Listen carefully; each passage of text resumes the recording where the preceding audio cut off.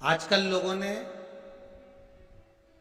शिव महापुराण की कथा में से देख देख कर खुद की आईडी पर खूब सारे पशुपति व्रत बना बना के डाल दिए कि ऐसा करो वैसा करो, फिर उद्यापन भी ऐसा करो।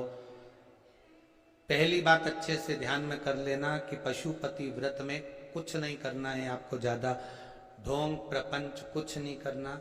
सुबह के समय पर थाली लेकर जाओ, शंकर भगवान का पूजन कर कर अभिषेक पूजन करो। सारा पूजन करने के बाद थाली वापस लेकर आ जाओ।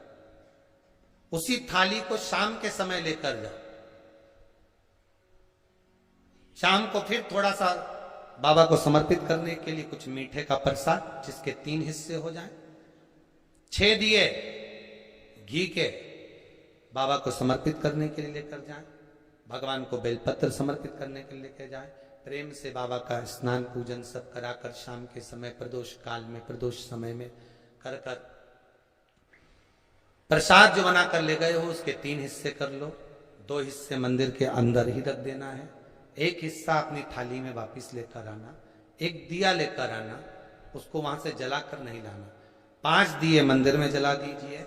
जब दीप 5 पंचानंद भगवान शिव के लिए समर्पित कर रहे हो तो 5 दिए जलाते समय पहले दिन ही अपनी कामना कर लेना कि मैं इस कामना से पशुपति व्रत कर रही हूं। बाबा आप इसे स्वीकार करना। पशुपति व्रत जिस मंदिर पे पहला व्रत होता है उसी मंदिर पर 5 व्रत होते हैं। मंदिर नहीं बदला जाता। अगर मायके जाना है तो वापिस आकर करो, पर पशुपति व्रत ये नहीं कि मैं मायके में 1 कर लूंगी या वहां जाकर 1 कर लूंगी, ऐसा नहीं होता। जैसे संकट सोमवार 16 सोमवार होते हैं ना, संकट सोमवार 16 सोमवार का भी व्रत का ऐसा महत्व रहता है कि जिस घर में करा है उसी घर में करना होता है।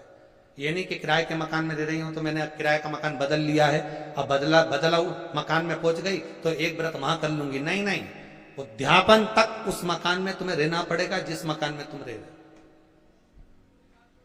तो हाँ, तो व्रत का मतलब।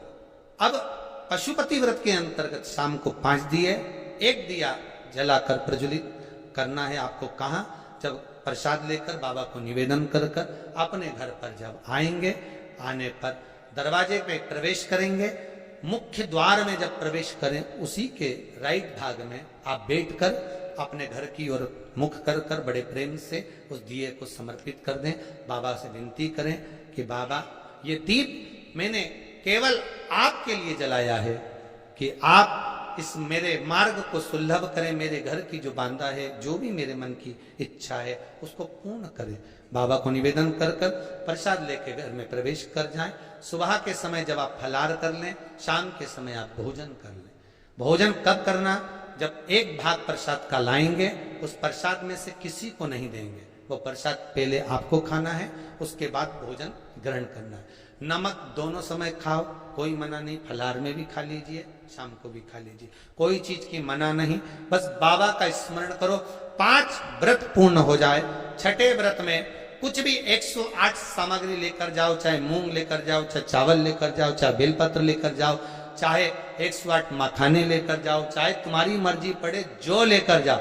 108 पुष्प ले जाओ, श्वेत पुष्प ले जाओ, रक्त पुष्प ले जाओ, जो तुम्हारी मर्जी पड़े, पर 108 लेकर जाइए। शाम के समय पर जब आप पूजन कर लें, पुष्प समर्पित कर दें 108, तब एक श्रीफल 11 रुपए बाबा के चरणों को समर्पित कर दें। बाबा आज मेरा व्रत पूर्ण हुआ है, मेरी मनोकामना पूर्ण करना।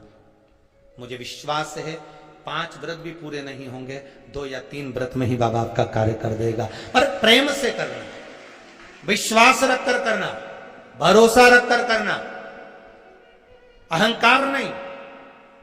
जितने पशुपति व्रत करो आप, उसमें अभिमान को त्याग दो। शंकर जी के दरवाजे पर सुबह जाओ ना तो पहले अहंकार छोड़ कर जाओ। पशुपति व्रत आप जब करें, भगवान शिव को 5 व्रत हैं, बीच में कोई बांधा आ भी जाए उसको छोड़ दो, अगला कर लो।